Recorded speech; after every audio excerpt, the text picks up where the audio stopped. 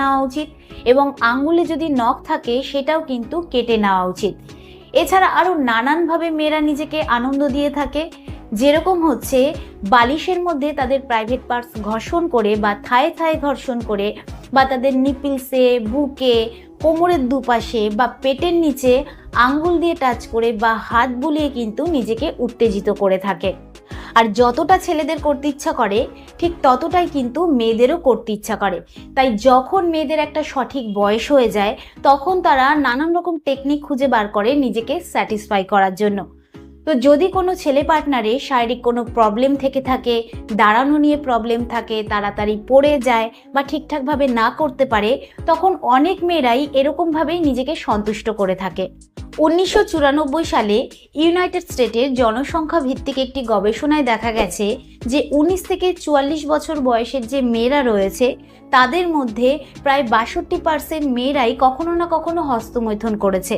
আর 2018 সালে ইউনেস্কোর একটি গবেষণায় এটাকে একটা সাধারণ আচরণ হিসেবে চিহ্নিত করা হয়েছে। এবার জানবো যে এটা করা ঠিক না ভুল।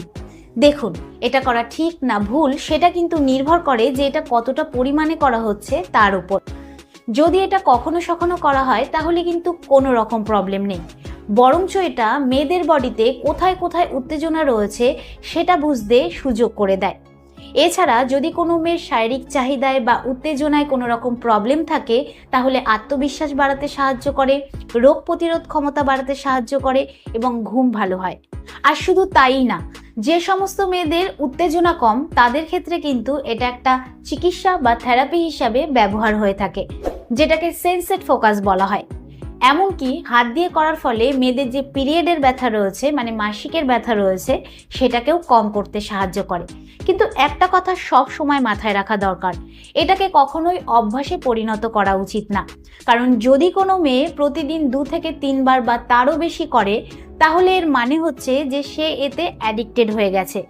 এর ফলে নানান রকম প্রবলেম হতে পারে, যেরকম হচ্ছে নানান রকম ইনফেকশন ছড়াতে পারে, বাস্তব সহবাসে নানান রকম প্রবলেম হতে পারে, করার সময় ফিলিংস কম হতে পারে এবং যদি কোনো মেয়ে বিয়ের আগের থেকেই অতিরিক্ত ফিঙ্গারিং করে তাহলে তার উত্তেজনায় বা আনন্দের ক্ষেত্রে বাস্তব সহবাসে একদমই মজা আসবে না।